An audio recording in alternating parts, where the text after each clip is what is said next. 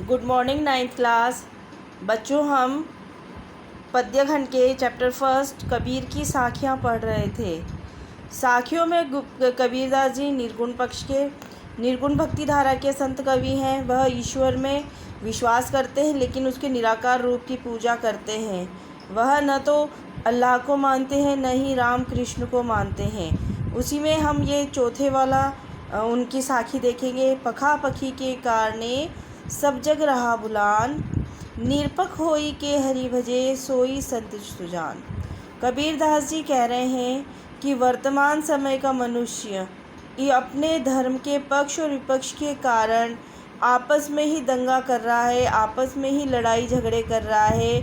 वह इस जगत में भूल गया कि वह क्यों आया है, उसका कारण क्या है। यदि इस सब को भूलकर निष्पक्ष होकर हम हमारे ईश्वर को भजेंगे तो ही वही संत जो है सज्जन है। कौन सा संत सज्जन बताया है कि जो निष्पक्ष होकर ईश्वर का भजन करे, किसी भी तरह के पक्ष विपक्ष को छोड़कर निष्पक्ष होकर हरि का भजन करे, वही संत सुजान है।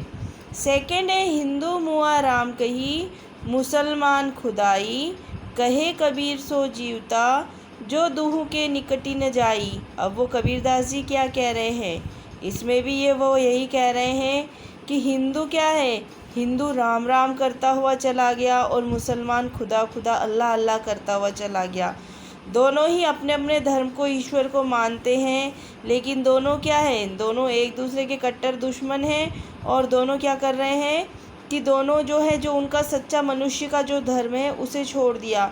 तो कहे कबीर जो सो जीवता, जो दूह के निकटी न जाई। मतलब कि कबीरदास जी कहते हैं कि मैं तो केवल उसे ही जीवित मानता हूँ जो इन दोनों को, अल्लाह और राम को छोड़कर सच्ची मानव सेवा करता है।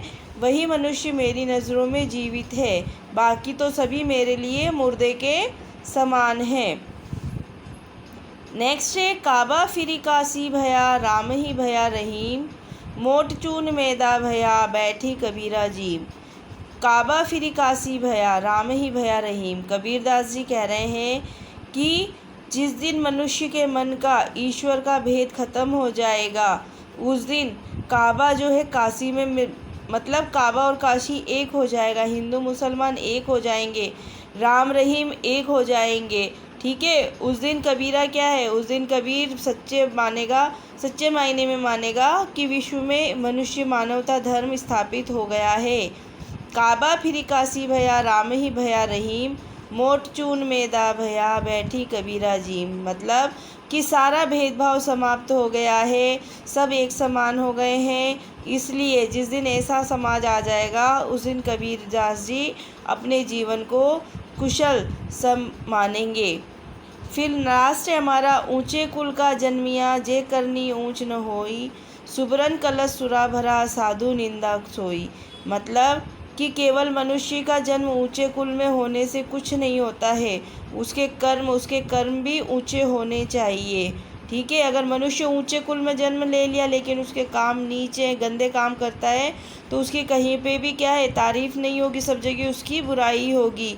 जिस तरह से शराब से भरे हुए सोने के कलश को कोई भी हाथ नहीं लगाता है, जो सच्चा पुरुष है, सत्संगी आदमी है, जो सज्जन व्यक्ति है, वह उसकी बुराई ही करेगा, निंदा ही करेगा।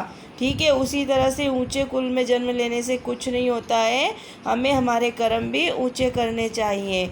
ये बच्चों मैंने करवाया है। अब जब भी आपकी क्लास होगी, अब तो आपकी रिमेडियल क्लास होंगी, जब भी आपकी क्लासेस होंगी तब इनके एक्स्ट्रा क्वेश्चन आंसर और बुक एक्सरसाइज वगैरह करवाई जाएंगी। Thank you.